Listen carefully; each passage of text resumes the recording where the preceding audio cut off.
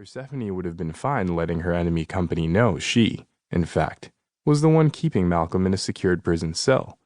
But no, it is far too enjoyable to watch their faces go blank as they try so very hard to remember what exactly happened to their disgraced former leader, only for their little minds to come up empty. I may not be as skilled at brain erasure as Malcolm, but I can play. I grin. It's icy. The heroes on leave will return. They have earned these vacations, haven't they? None are taking leave they are not due. Dave adjusts his tie again. Of course they've earned it. They don't all normally take advantage of the unlimited vacation, though. It's a perk that's quickly running its course, and I'm proposing we vote to abolish it. Ah, and you would be the one to tell the press that the world's protectors no longer deserve to take breaks whenever they see fit? Should we hire extra therapists to be on hand when our heroes have nervous breakdowns from nonstop missions? The press already speculates wildly about our stagnant growth. Dave hits a button and the next slide pops up, showing our quarterly earnings slowly petering off. We've only brought on a handful of the new heroes we usually recruit. Where are they going? With our 50th anniversary gala coming up, we're expected to present not just growth, but strength. The people need to know that they can trust us to protect them. Fury rises up my chest. I wrestle it down expertly and keep my prim smile. Perhaps it's time they knew what we are preparing to protect them from. Dave laughs. The rest of the men make noises of derision. The public can't handle that, he says. And besides, it's dealt with. The Armada hasn't moved. It's a non-threat, Guardson. You need to start looking at the real threats and not these alien fantasies. If we can't find some way to save face by the gala, we'll vote you out. I shoot to my feet. The room fixes on me, and I hear a number of the men suck in a breath. Though I'm in a simple but expensive business suit, my black hair slicked neatly back, I still cut an imposing figure, and my green-eyed glare tells them all exactly who I am, or used to be, before I landed this job.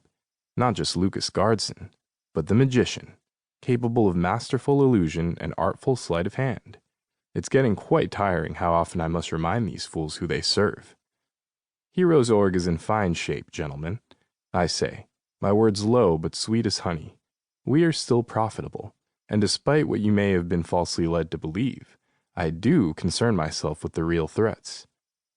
By putting our funding towards more deep space telescopes, Dave reads off a list in a binder.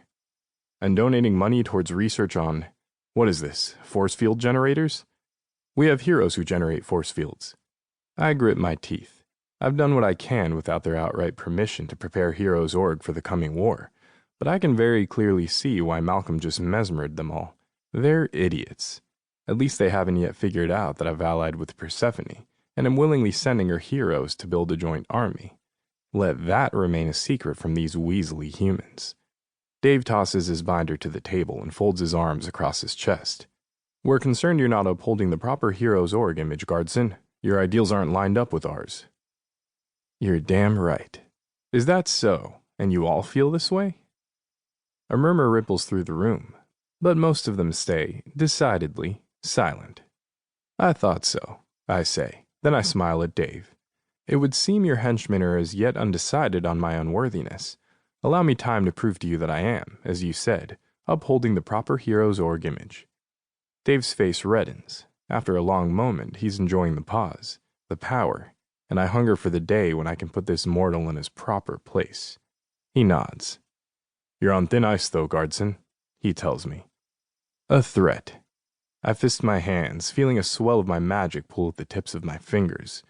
So easily I could make this man go slowly insane until he eats his own face. A knock on the door pulls all his attention. Mr. Guardson? My assistant, Penny, leans in. You have a visitor. Gentlemen, I say, as I take my leave, though I really should stay through the whole meeting. But it's for their own safety that I go. I'm seeing too much red to stay and not murder someone. I cannot believe there were once days when I reveled in being worshipped by humans. That is their proper place, on their knees. But gods, I want nothing from them now. Not adoration or hatred. They are exhausting, and all I want, embarrassingly, is to rest. Penny holds the door for me as I pass. Her cheeks stain the slightest pink, and the close brush of our bodies lets me smell her floral perfume. Something high-end, but overly sweet. Her blouse is